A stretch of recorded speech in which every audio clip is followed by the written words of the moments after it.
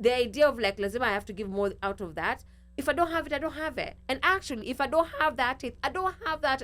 I'm not going to go borrow money and do things like that. So I need to kind of give an explanation that there are predatory preachers out there, and I think that they are the loudest, and that's what we get to see.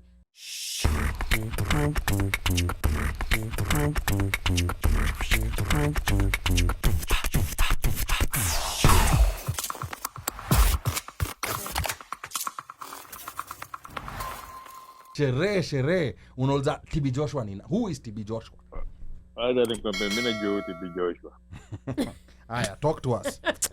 On the ground opinion. You know, this maker is talking like the guy was with him, Jana. No. Maybe he's even met him. Who knows? No, I've not met him. But I saw a lot of. He was actually, those days there was when Facebook was the only social media, and when you got a video on Facebook, it could last. Hakukuwa na reels ati vitu fupi. It was when if a video is uploaded, it's uploaded. So there was a lot of TB Joshua media on it. On Facebook at that particular time, there was a lot of people who were sharing most of his stuff and most of his testimonials on how. And actually, the thing that actually made me actually know more about him was when this footballer Adebayor. You remember Adebayor? Adebayor, Arsenal. Yes, uh-huh. Yeah. Yeah, his mom took nearly all his money and gave it to this guy. Oof, okay, interesting. Yeah, so that is how I knew about it. But Adebayor was complaining about how his mom was harassing him. When there was a time Adebayor was complaining how his family actually made it broke. And how his family was toxic, and he said his mom, and one of the things was his mom actually telling him like, take your week's salary to this guy to pray. Like, it was just a stupid thing. And then there was another player for Manchester United, a kid, Angel Gomez, who his mom is Nigeria, who took him to the preacher to pray for him so that he stops getting injured.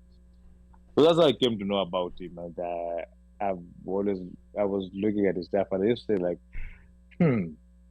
like, anyway, I'm not one who's big on prosperity gospel. I usually look at it as a sham, as a scam. I don't understand, because I've had relatives who have seen, like, basically, unangangano kule sukuma and unachanga do, you have 900, unaniomba mimi nimesota, unaniomba so ufikishe 1000 ndo itoshe ya bahasha upeleke kwa alitokaje Margaret wa elimu akuombe. Like, yo, prayer would cure laziness. Work, do something to, the things where you look at something and you're like, your decisions are so fucked up. Kule yo 900 yako hata kupelekea mtu uko sijui akuombe atido. Like, you have to work to make money. Simple as that. You're not gonna make money from sitting at home. So, prosperity gospel for me, I was raised a Catholic. I was born a Catholic. I've seen, and then over the years, I've had friends who went to prosperity churches. I have seen pastors coming from nothing. I've seen who are deliverers. JB Masinde, he was my neighbor. I went to school with his kids. I've seen him come from just a deacon to a billionaire right now, where he is. And you cannot tell me that this guy who we used to see staggering from his car kija kwa nyumba, all of a sudden God has caught him to a point whereby he's become a billionaire without being unscrupulous or doing something silly. So for me, prosperity gospel is something I look at it and I actually laugh at it. So when this expose came out, I was not surprised, because I was not surprised about anything. I watched 2 episodes. It's just that it was shocking that he was allowed to go this far. And if you tie it back to Kenya and all these other places, it's tied in between. There's politicians who are tied into it, and it now becomes more of the church is being used to do things like organ donation. Organ donation, not even organ donation, smuggling of organs, Oof, okay. kidnapping of kids and all this, everything that they are being accused of, it's hard for you to actually say they're not doing it. Because people just join churches and disappear. People do this, like, yeah. So for me, it's, I look at it and say that when I've always called for churches to be taxed, all of them, Catholic, Canadians, orders, if we're taxed, they make a lot of money. They need to be taxed. I do not believe in how you tell people that you have to suffer in earth and then you'll benefit in heaven while you're living in, you're not suffering. You're living the soft life.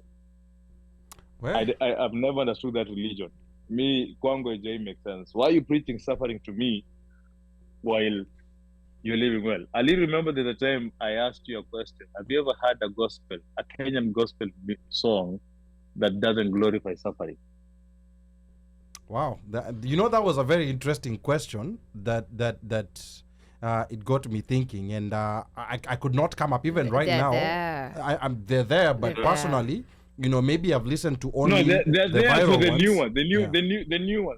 The new kids, the young kids are the ones actually, and they've gotten it after listening to Western But Zakina gospel. Willie Paul, Sitolia. Yeah. But then most of Kenyan musicians, like all these Rose Muhando, even this woman Nodini, mwingi kwa tu ni kulia. It's usually I'm suffering, then God will come and salvation. It's like I have to go through. Why can God bless you right now? Okay. Yeah. Why can God bless you right now? Why can God bless you right now? For me, honestly, I believe this is one of the biggest organized crimes in this world, prosperity gospel.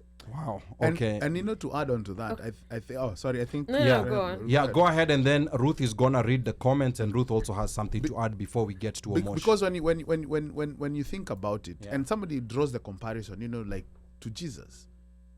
It's not like he was being carried around by guys, being hoisted on not even on a chariot, like using people to carry him.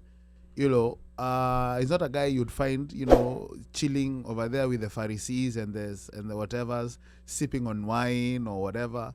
No, ni msee alikuwa tu hanging out with supposedly the poor folk, the downtrodden, Anategemea the prostitutes, donations. Anategemea kukula kwa nyumba za watu. yeah. But these guys, their lifestyle is totally different. But Okay. Ruth, like I know you have some comments, and there's also some comments to read from what people are saying. So choose whichever you want to start with. I will start by commenting and then I'll read the comments. Okay. I think for me, it's growing up in a Pentecostal church. I can see how these things tend to happen, right? I just happen to have been, I don't want to say lucky, blessed is the word I say, that I had preachers who would teach the word in church, right? So it wasn't, because the people just preach and they preach fluff. They don't preach the word, right? To them, it's just like, and that's why you end up hearing like, Mungu atakubariki, because that is the fluff. They're not, it's very loosely based on the word, right? But then if you happen to have had preachers or pastors who actually grounded their preaching on the word, then it's easy to be like, well, that is not what the Bible says, right? So there's that. Now, how do people end up here? Why do the all suffering thing becomes a thing? You guys have to remember, a ton of these people do actually come from poverty or just lack, right? And so in creating hope, they have to believe that something good will come out of it, right? Now, unfortunately, people are not taught that good that it will come out, it will be your hard work, right? Like you have to go out there and look for it. There's the hope that work hard, it will come through for you, but there's the idea of like, just believe God. No, this is the crazy people. Just believe God, it will come through for you, right? There's no solution to like, because this is faith without works. This is, again, is dead. It's dead. And I'm basing these words from the Bible.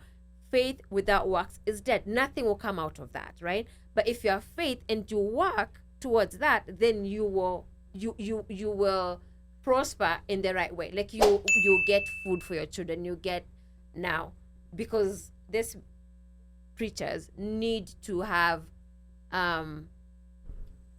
money, funds. they become very predatory around like getting money. Because it's funny, some of the ideas people have, I'm like, why do you even think about building a church? You already have a place you can worship. We really don't have to go about building churches, like several churches around the same place, right? So they go with these big dreams, build a church, buy a vehicle, sijui nini, and before you know it, they're mortgaged so much that they have to keep. And then also lazima mtengeneze pasa nyumba, like in this kazi yake ni kanisani, so we have to do this for these people, right? Because they don't get a salary outside of church, which is fine. If this is what you plan to do, you should get a salary out of it, right? But then it becomes that your members finance everything that you do.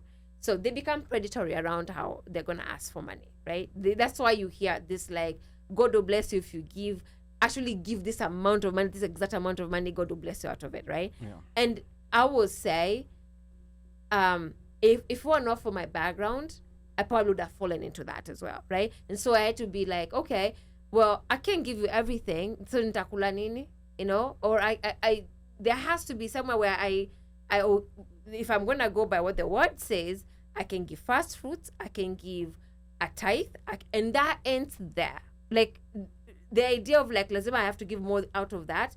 If I don't have it, I don't have it. And actually, if I don't have that, I don't have that, I'm not going to go borrow money and do things like that. So I need to kind of give an explanation that there are predatory preachers out there, and I think that they are the loudest, and that's what we get to see.